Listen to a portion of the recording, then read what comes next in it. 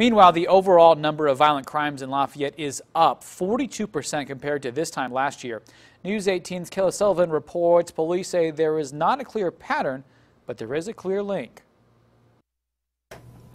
Crime analysis, Steve Hawthorne. Steve Hawthorne is the numbers guy. He keeps track of all major crimes in Lafayette. He's noticed a spike in the number of violent crimes in the city. Violent crimes did go up this year.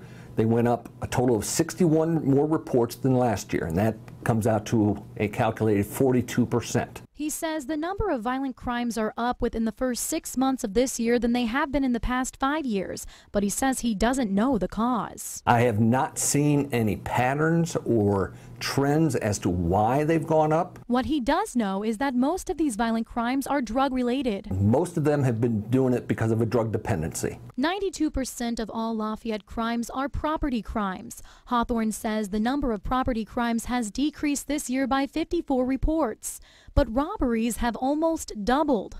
Hawthorne says the #1 place for crime is in the shopping mall, but #2 is right here in downtown Lafayette.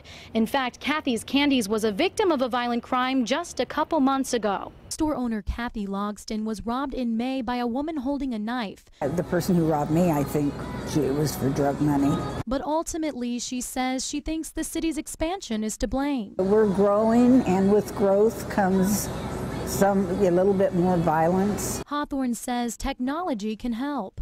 There are predictive analytics being developed that will help us deploy our resources to more prominent areas of possibility of crimes. But he says the software is very expensive and isn't used in small departments.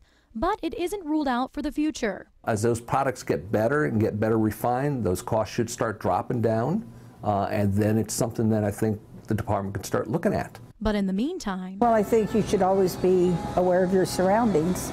Kayla Sullivan, News 18.